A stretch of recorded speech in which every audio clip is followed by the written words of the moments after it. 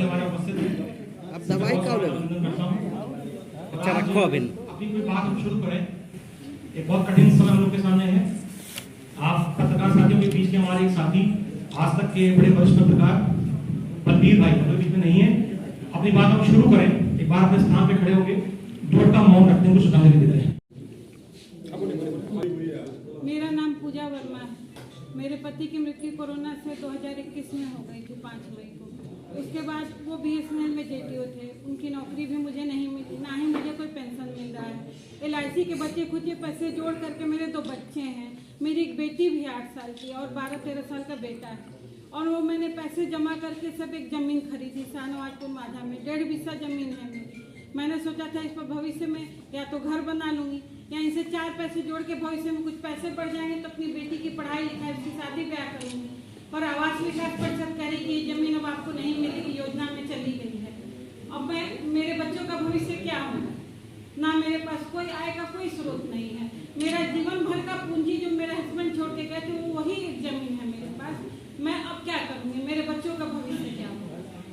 बहुत बार मैंने पत्राचार किया, प्रधानमंत्री, राज्यपाल, राष्ट्रपति, मुख्यमंत्री, चीफ सेक्रेटरी उत्तर प्रदेश शासन को भी मैंने बहुत बार पत्र लिखा, लेकिन कोई कार्रवाई नहीं हो रही है।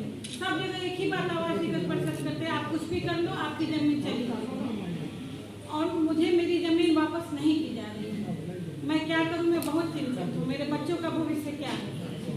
बोले जा रहे हैं 3 तरह के लोग हैं हमारे से, लोग जो यहीं के पैदाइश है, होटल बनवाना चाहते हैं, कोई कारोबार करना चाहते हैं, उनको उससे जो है वंचित किया जा रहा है। पूजा जी जैसे लोग हैं जो यहीं के हैं, इन्होंने घर बनाने के लिए प्लाट खरीदा, इनकी जमीन छीनी जा रही है।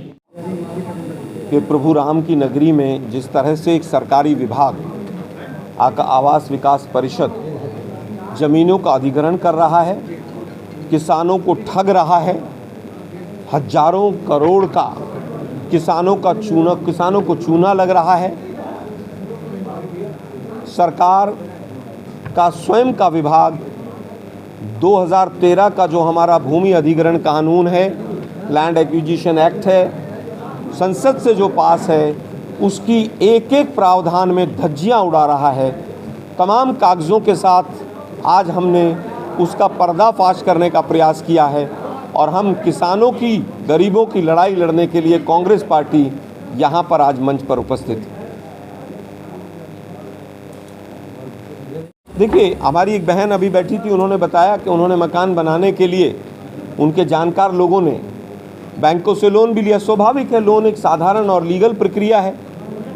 तो जिन लोगों ने लोन लेकर भी अपने मकान बनाए या ज़मीनें ली या ज़मीन पर लोन लिया, उनकी कौड़ियों के भाव में अगर ज़मीन चली जाएगी तो बैंकों के लोन हैं, उनके बच्चों की शादियां हैं, उनके बच्चों की पढ़ाई है, उनके घर में बुज़ुर्ग माँ बाप हैं, उनको कौन संभालेगा?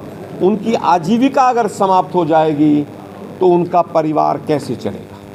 आलोक जी, सवाल ये था कि अभी तक है, देखिए, मैंने कहा स्वयं भी, ये पार्टी का विषय नहीं है, किसने कब उठाया नहीं उठाया। अच्छी बात है, सपा के सांसद महोदय ने या किसी और ने भी उठाया। हमने पूरा रिसर्च किया, जैसा कि आप लोगों को हमने दिखाया, तमाम कागज़ हमने एकत्रित किए। ये बहुत बड़ा मुद्दा है। आप 5 लाख 6 लाख रुपए विश्व में एक ज़मीन लेते हैं और उसको करोड़ों रुपए विश्व में बेच रहे हैं। भाई, सरकार का काम व्यापार करना तो नहीं, सरकार का काम ये तो नहीं है कि सुप्रीम कोर्ट के आदेश से एक ट्रस्ट बना और वो ट्रस्ट ही यहाँ के सर्किल रेट से 20-20 गुना में ज़मीनें खरीदे। ये अनैतिक भी है, अलोकतांत्रिक भी है, अवैधानिक भी है। हम इस लड़ाई को चाहते हैं कि लोकतंत्र का चौथा स्तंभ इसको उचित स्थान दे और हम सड़क से लेकर संसद तक इस विषय को उठाएंगे, न्यायालय भी जाएंगे। जो अधिकारी इसमें इन्वॉल्व हैं उनको भी हम आइडेंटिफाई कर रहे हैं, किस किस ने कब कब किसका क्या रोल रहा है, हम उस पर भी आगे बढ़ेंगे। वहाँ पर आज बूल करता धरता है। सवाल एक व्यक्ति पर नहीं है, सवाल तो कानून पर है कि कानून की धज्जियाँ कौन उड़ा रहा है। क्या वो ट्रस्ट उड़ा रही है कि नहीं उड़ा रही है धज्जियाँ? क्या उसमें डीएम मेंबर हैं कि नहीं? चंपत राय जी की भूमिका क्या है उसमें? पहले भी तमाम विषय इस तरह के उठे हैं। एक ही दिन में आज ज़मीन 1 करोड़ की, कल 2 की, परसों 4 की, इस तरह के तमाम प्रावधान, तमाम चीज़ें आप लोगों ने देखी। और मीडिया से ही हमें भी पता चले। मैं समझता हूं किसी व्यक्ति पर आरोप हम लगा नहीं रहे हैं, हम प्रक्रिया पर, कानून की धज्जियों पर आरोप लगा रहे हैं। दोनों के संज्ञान तक बातें पहुंचा दी गई और उन्हीं के कांग्रेस पार्टी के प्रतिनिधि के तौर पर राष्ट्रीय प्रवक्ता आपके सामने हम इस विषय को आगे तक लेंगे। देखिए चश्मे वाले की बात, देखिए मैं समझता हूं कि कुछ रजिस्ट्रियां हैं और पत्रकार बंधुओं को भी जाके निकालनी चाहिए कि भाई ट्रस्ट की रजिस्ट्रियां किस किस रेट पर हुई हैं, क्या वो सर्किल रेट पर हुई हैं, ज़्यादा पर हुई हैं। हमारा सवाल है कि अगर ज़मीन की कीमत सर्किल रेट ज़्यादा है तो आप सर्किल रेट बढ़ाइए ताकि किसानों को मुआवजा ज़्यादा मिल सके सर्किल रेट के अनुसार, और अगर वहाँ पर कीमत ज़्यादा नहीं है तो ट्रस्ट फिर सर्किल रेट से 20 गुना ज़मीन पर ज़मीन क्यों खरीद रहा है? हमारा सवाल ये है। नाम पूजा वर्मा है। मैं सोहावल उचितपुर अयोध्या के मूल निवासी हूँ और मेरे 2 छोटे छोटे बच्चे हैं। 10 साल की बेटी है मेरी और 16 साल का बेटा है मेरा। 2021 में कोरोना महामारी में मेरे पति की मृत्यु हो गई थी कोविड-19 से, और उनकी नौकरी भी मुझे नहीं मिली। वो BSNL में JTO थे। उसके बाद ना ही मेरे पास कोई पेंशन है, कुछ भी नहीं। 2900 रुपये मुझे मिलते हैं अपने दोनों बच्चों और मेरे पालन पोषण के लिए। मैंने LIC के बचे खुचे पैसे जमा करके और मैंने शाहनवाजपुर माझा अयोध्या में एक 1.5 बिस्सा का प्लाट खरीदा था ताकि भविष्य में जैसी भी आवश्यकता होगी मैं अपने बेटी की पढ़ाई लिखाई, शादी ब्याह, अपने बेटे के फ्यूचर एजुकेशन में उन पैसों का इस्तेमाल करके आगे देखेंगे। उस ज़मीन का अच्छी कीमत मिलेगी तो उसको बेचेंगे, आवास बनाएंगे। ले दे के वही एक सहारा था ज़मीन मेरा, जिसके अभी कुछ दिनों पहले एक तो कोई नोटिस नहीं भेजता। आवास विकास प्राधिकरण, कोई भी आवास विकास परिषद आज तक कोई भी रिटर्न नोटिस उन्होंने मुझे नहीं भेजा कि आपकी ज़मीन योजना में जा रही है।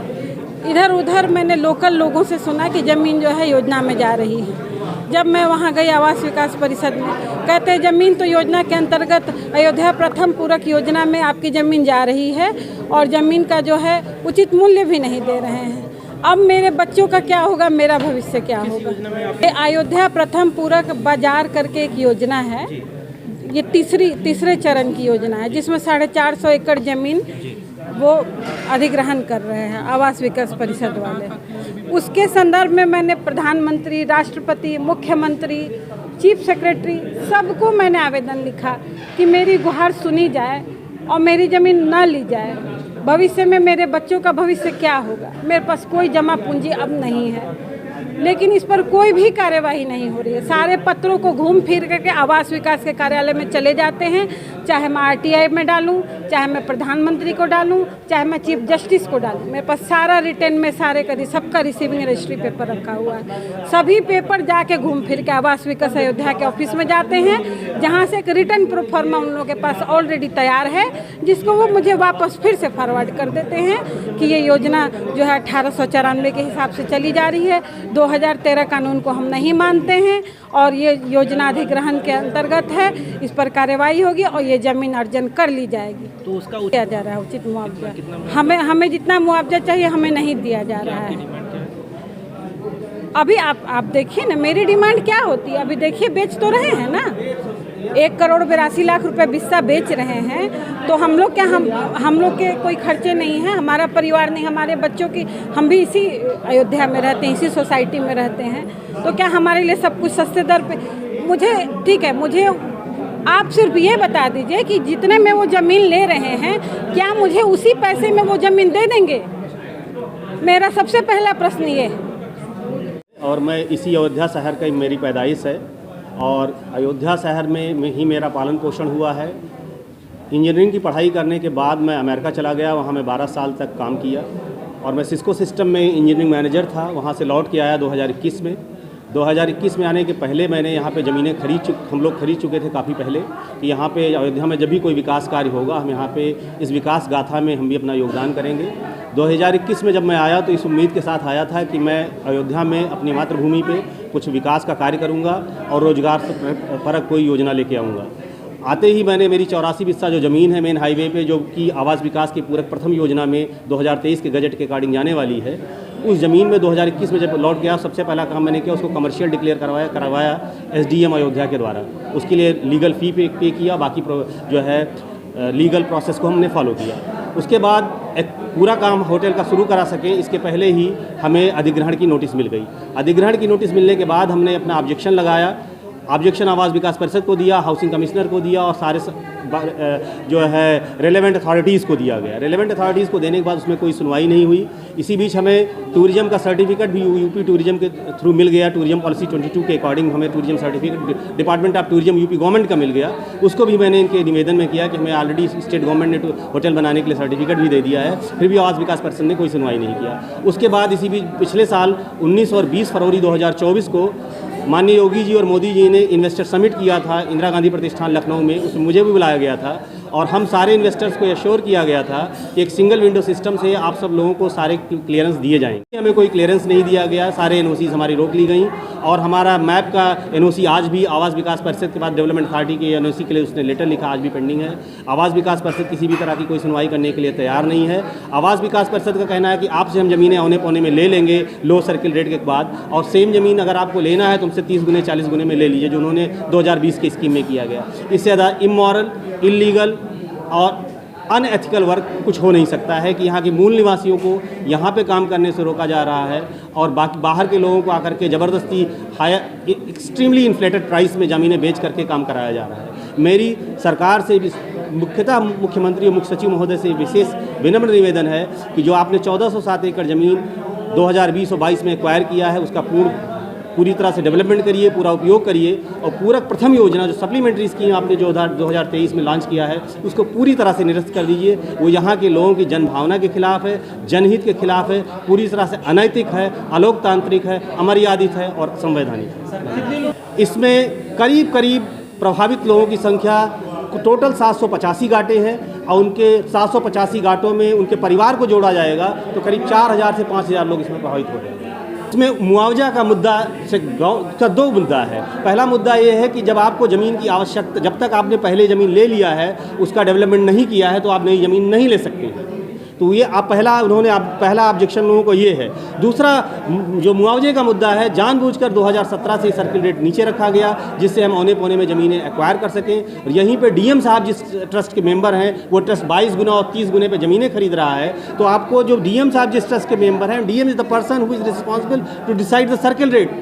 तो आपके सर्किल रेट इसका मतलब खुद 30 गुने यहाँ पे होना चाहिए, फिर 30 गुने का आप 4 गुने मुआवजा लोगों को दीजिए, वो आप देने के लिए तैयार नहीं है। सचिव महोदय आपसे विनम्र निवेदन है कि अयोध्या के राम की प्रजा के साथ न्याय करिए और पूरी योजना को पूरी तरह से 450 एकड़ की जमीन योजना को पूरी तरह से निरस्त करके हमें न्याय प्रदान करिए। धन्यवाद।